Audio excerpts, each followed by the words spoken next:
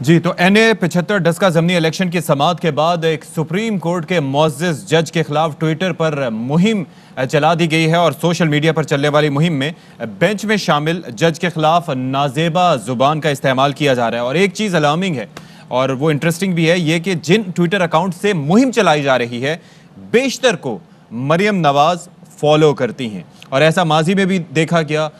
Islamabad high court के chief justice हैं अतर मिनुल्लाह साहब, उनके खिलाफ भी मुहिम चलाई गई थी। इससे पहले जस्टिस गुलजार साहब के खिलाफ भी इस तरह की मुहिम चलाई गई थी। और एक बार फिर हम ये देख रहे हैं कि सुप्रीम कोर्ट की जानिब से अभी इस मामले पर यानी कि समाअत जारी है और अभी ये जो 10 अप्रैल को इलेक्शन हो रहे हैं उनको थोड़ा सा आगे बढ़ाया गया है और वो आगे जाके इलेक्शन होंगे। तो अजहर सिद्दीक एडवोकेट हमारे साथ मौजूद हैं, उनको मजीद बात करते हैं। अजहर सिद्दीक साहब, अस्सलाम वालेकुम।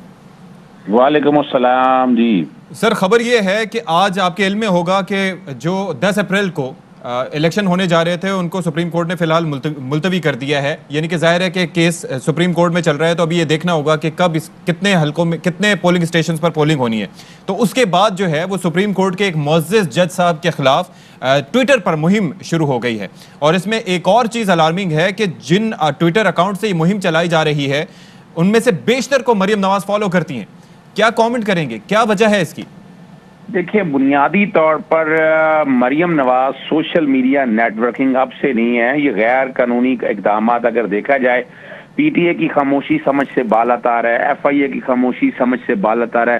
सारा डाटा और रिकॉर्ड मौजूद है। अगर आपको याद हो जब पनामा का फैसला आया था 5 जजेस के बारे में, जब ये इन्होंने कहना शुरू किया था उस वक्त ये सारी बात की थी। मैं कोर्टों में लेके गया था मामला, कोर्टों में बकायदा इन्हें रोका गया था, फिर पैमरा में भी रोका गया था, लेकिन ये बात नहीं आ रही। और यहाँ भी देखें, यहाँ बड़ी अगर देखा जाए इलेक्शन कमीशन का फैसला साफ लफ्जों में डाउट ही कोई नहीं है, बड़ी तेजी में किया, बहुत फास्ट तेज तरीन इंसाफ दिया उन्होंने। एक दिन दरखास्त आती है 23 हलकों की, 2 या 3 दिन बाद दरखास्त रख दी जाती है और उसके बाद पूरे हलके का, और यही जस्टिफाई करना था। इनके वकील जितना भी है कोर्ट के अंदर, तो कोर्ट को सेटिस्फाई नहीं कर पाए।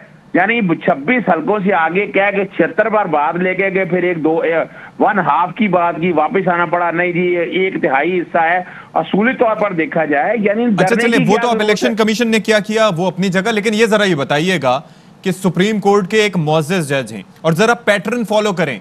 यानी कि नैब की जानिब से आपको बुलाया जाता है तो आप वहां पर शो ऑफ पावर करते हैं, आप वहां पर लोग लेकर पहुंचते हैं। सुप्रीम कोर्ट पर हमला सबके सामने है जो कि 1999 में किया गया था और इसी जमात ने किया था।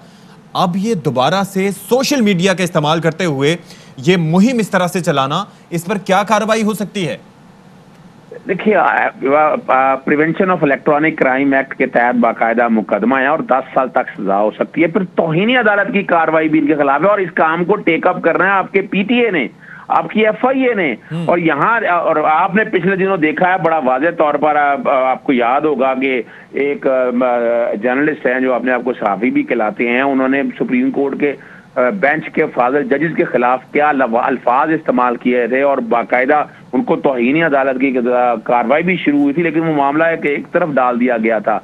उस पर दोबारा समाअत नहीं हो सकी कि पता नहीं क्या वजह है। वो समाअत होनी चाहिए और यहाँ भी अपने तौर पर फौरी तौर पर FIA कोई मुश्किल काम नहीं है। इनकी IP एड्रेस, इनका सोर्स कहाँ है, ये कहाँ कहाँ बैठे हुए हैं और सारे, ये कोई डिटेल नहीं है, ये बड़े आराम से निकल आएंगे। और बाकायदा ये सिर्फ यहाँ तक नहीं है, इनके जो व्हाट्सएप के ग्रुप है, व्हाट्सएप के ग्रुप के अंदर भी ये शेयर हो रही है बाकायदा, और ये जानबूझ के ये ट्रेंड चला रहे हैं और इनका इंटेंशन बड़ा क्लियर है और इसको रोकना बड़ा जरूरी है। अगर नहीं रोकेंगे तो रातों का बहुत नुकसान होगा।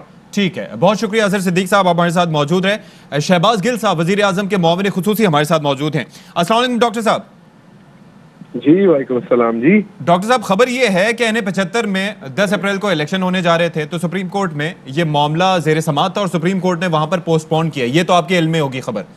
अब हुआ ये है कि सोशल मीडिया पर ट्विटर को इस्तेमाल करते हुए एक मुअज़्ज़ज़ जज साहब जो कि इस बेंच में शामिल हैं उनके खिलाफ मुहिम शुरू कर दी गई है और उसके अंदर जो अकाउंट्स मौजूद हैं, यानी कि जिन अकाउंट से वो मुहिम चलाई जा रही है उसको मरियम नवाज साहिबा फॉलो करती हैं।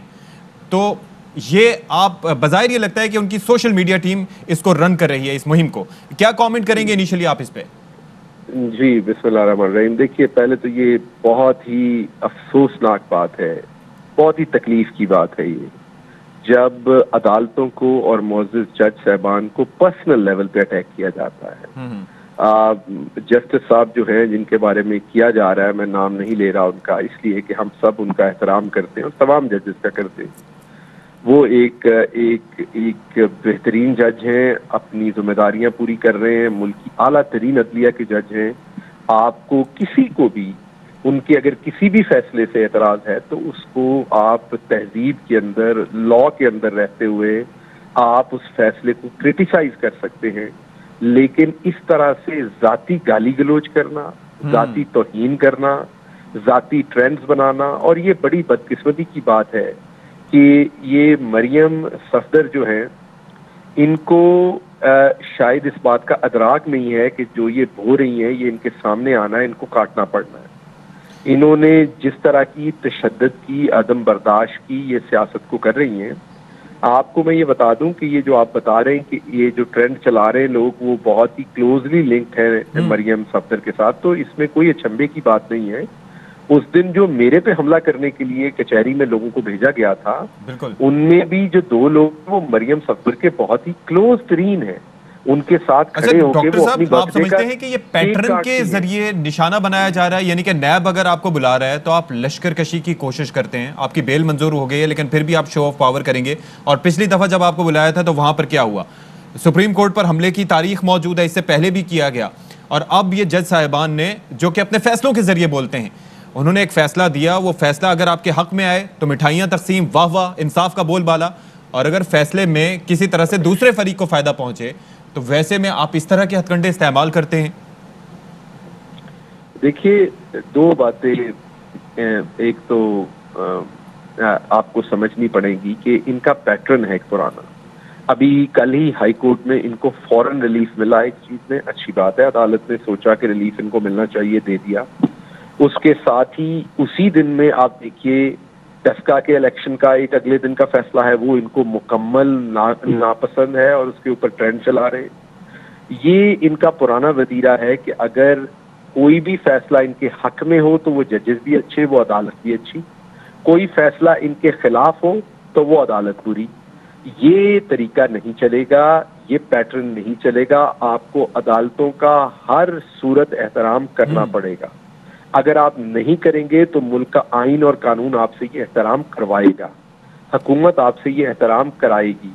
मेरी फौरी तौर पर आपके तवस्सुत से भी रिक्वेस्ट है, और मैं अभी जैसे ही आपके साथ फोन बंद करूंगा, मैं फौरन जो लॉ मिनिस्टर हैं और इंटीरियर मिनिस्टर हैं, दोनों से रिक्वेस्ट करूंगा, क्योंकि जो जजेस होते हैं सुप्रीम कोर्ट के, उनके फैसलों से आप इख्तलाफ कर सकते हैं कानून के अंदर रहते हुए, लेकिन जाती तहकीर करने का तो आप सोच भी नहीं सकते, क्योंकि वो आला तरीन जजेस हैं।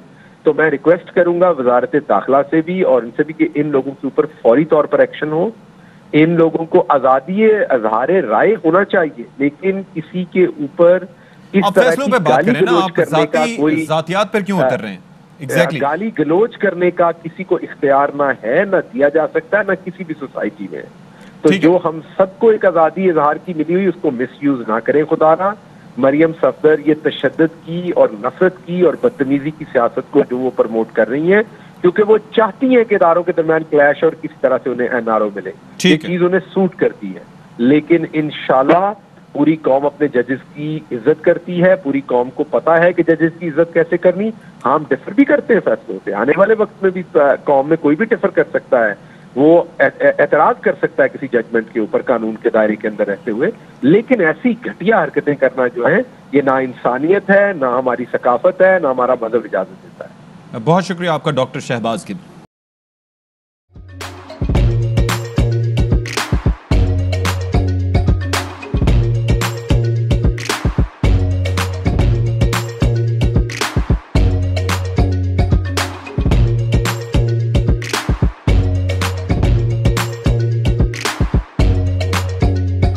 Instead of saving up for a new toy or a trip to Disney World, a 7-year-old بدلاً من توفير لعبة جديدة 来自阿拉巴马州的一名7岁女孩没有花 एक नए खिलौने या डिज्नी वर्ल्ड की यात्रा के लिए बचत करने के बजाय Alabama Anstatt für ein neues Spielzeug oder eine Reise nach Disney World zu sparen, hat En stad für eines Kielze ODN Res nach Disney World zus parents.